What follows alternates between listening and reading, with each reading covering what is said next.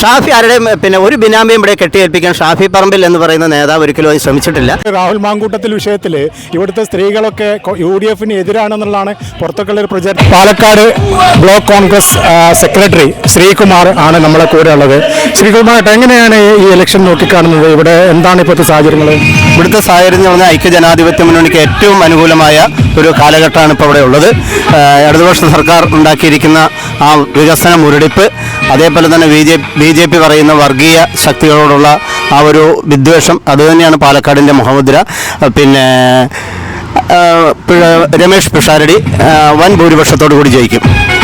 ഈ വൻ ഭൂരിപക്ഷം എന്ന് പറഞ്ഞു കഴിഞ്ഞാൽ നമ്മൾ മുമ്പ് രാഹുൽ മാങ്കൂട്ടത്തിൽ നേടിയ അത്രയോ അല്ലെങ്കിൽ അതിന് മുകളിൽ പോവോ? അതിന് മുകളിൽ പോവും.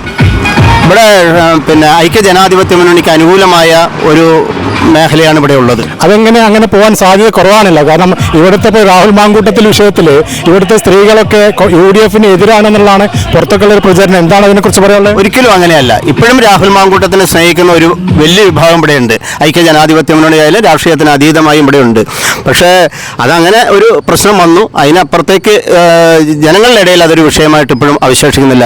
മറ്റ് ഭാഗങ്ങളിലൊക്കെ ഇതിൽ കൂടുതലാണ് ഈ വിഷയവുമായി ബന്ധപ്പെട്ട് കാര്യങ്ങളുള്ളത്. ഇടതുപക്ഷത്തായാലും ശരി, BJPയിലായാലും ശരി, കൂടുതൽ ആൾക്കാരാണ് അപ്പുറത്തുള്ളത്. ഇതൊന്നും ഒരു വിഷയമായിട്ട് പാലക്കാട്ടെ ജനം നോക്കിക്കാണാൻ തയ്യാറാവില്ല. ഈ രമേശ് പിഷാരടിയെ പാലക്കാട് നിയോജക മണ്ഡലം UDF ആവശ്യപ്പെട്ടതാണോ അതോ? തീർച്ചയായിട്ടും UDF ആവശ്യപ്പെടുക എന്ന് പറഞ്ഞു കഴിഞ്ഞാൽ നേതൃത്വം എടുത്ത തീരുമാനമാണ്. അത് ഇവിടുത്തെ ഐക്യജനാധിപത്യ മുന്നണി ഒറ്റക്കെട്ടായിട്ട് എടുത്ത തീരുമാനം. രമേഷ് പിഷാരയുടെ കൂടെ ഉണ്ട്. ഷാഫി ആരുടെയും ഒരു ബിനാമിയും ഇവിടെ കെട്ടിയേൽപ്പിക്കാൻ ഷാഫി പറമ്പിൽ എന്ന് പറയുന്ന നേതാവ് ഒരിക്കലും അത് ശ്രമിച്ചിട്ടില്ല. KPCC അതേപോലെ തന്നെ ഇലക്ഷൻ സംവിധാനങ്ങളുമാണ് ഇവിടെ സ്ഥാനാർത്ഥിയെ നിശ്ചയിക്കുന്നത്.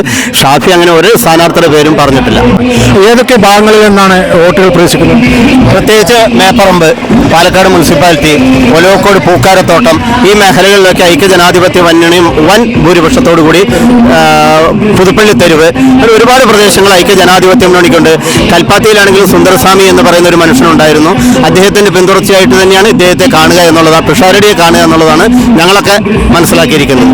പാലക്കാട് മുനിസിപ്പാലിറ്റിയിൽ നിങ്ങൾക്ക് മുന്നേറ്റം ഉണ്ടാക്കാൻ കഴിയുമോ? തീർച്ചയായിട്ടും.